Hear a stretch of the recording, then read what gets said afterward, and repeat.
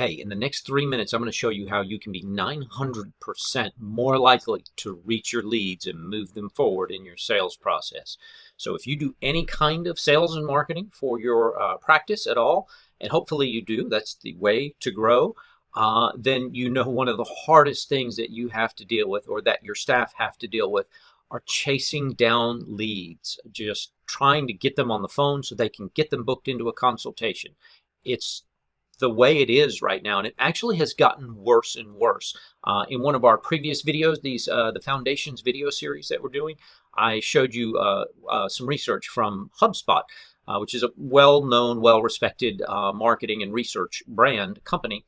And they have now discovered that it takes 18 phone calls to reach the average lead and move them forward in the sales process. 18 phone calls. It's brutal. It's really hard.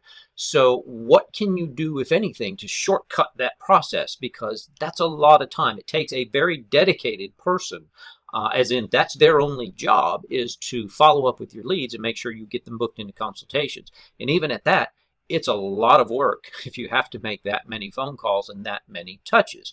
Well, there is another way.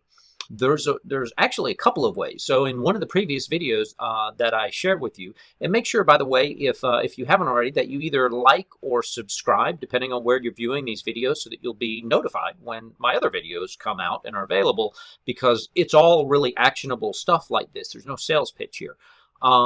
And so one of the things we talked about on a previous video was that our clients who are using online self-booking tools like a calendar right after a person signs up to request information, by giving your leads, your interested people, a way to book those appointments themselves, you'll get anywhere from 1/2 to 2/3 of all of your leads will self-book their own consultations. So right there, that cuts half of the workload out for your staff who have to follow up with these people.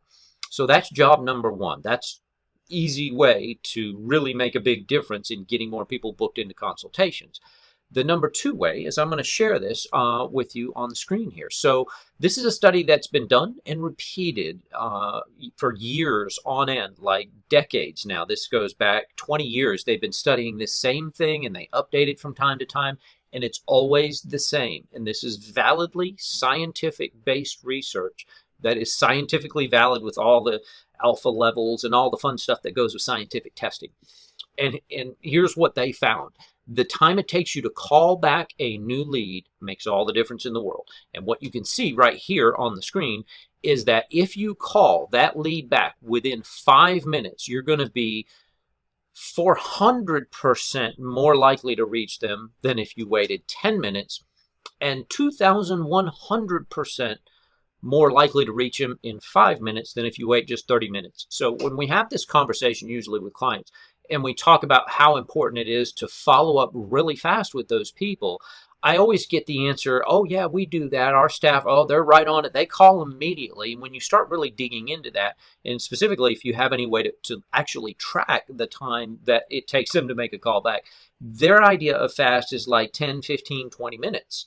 That's fast. And really, in fairness, that is kind of fast. I mean, if you can get back to somebody within 15, 20 minutes, in most people's minds, that makes sense as being, that's fast. I got back to you right away, right? It doesn't. It just doesn't work in the world of leads and lead management. So it's just a world of difference. That 5-minute window is precious, and it does not change. And if you wait even 10 minutes again, look at the difference in that bar chart of how likely you are to reach that person. And it's just that we're all busy. We have so much going on. And think about even just the marketing process in and of itself. We're kind of interrupting the people. They didn't go to Facebook looking for a new chiropractor. They went to Facebook looking for funny cat videos and to catch up with family and friends and pictures and videos and all the fun stuff that people do on Facebook. They didn't go for a chiropractor. They weren't searching for you. But we caught their interest and got them to say, hey, you know what? I might be interested in that. My back has been kind of sore lately. That's a really good deal. Let me go ahead and sign up for that. And so they do. But within minutes of having signed up for that, now they're back on Facebook again, or they've moved on to something else. Now they're picking up the kids from school. They're running errands. They're back at work at the office. People have crazy, busy, hectic lives. Even in the middle of a COVID lockdown, people still have lots of things to do. So that 5-minute window is almost like the attention span of the average human being right now. Beyond that, they've moved on.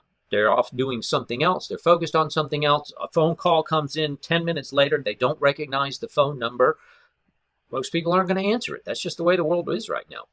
And so you've got to call them within 5 minutes. If that's how you're going to respond to your leads, you're going to make that commitment to generate a bunch of leads, you've got to call them in 5 minutes. And if you do that, man, will it make a huge difference to your bottom line, to your ability to book more consultations and to better serve your community, regardless of what kind of service it is. So I hope you will take that to heart, because it honestly is probably one of the most important lessons you could learn when it comes to marketing and sales. So hopefully you will adhere to that 5-minute window, and if you do, and or you hold your staff accountable for that. So in our case, we provide the tools and the systems to be able to track those phone calls, and so we have a way of knowing if the salesperson actually made that outbound phone call within 5 minutes.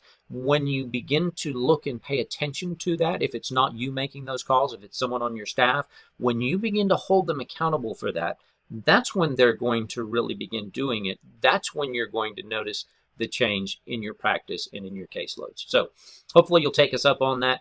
Otherwise, I appreciate you, and we'll see you on the next video. Take care.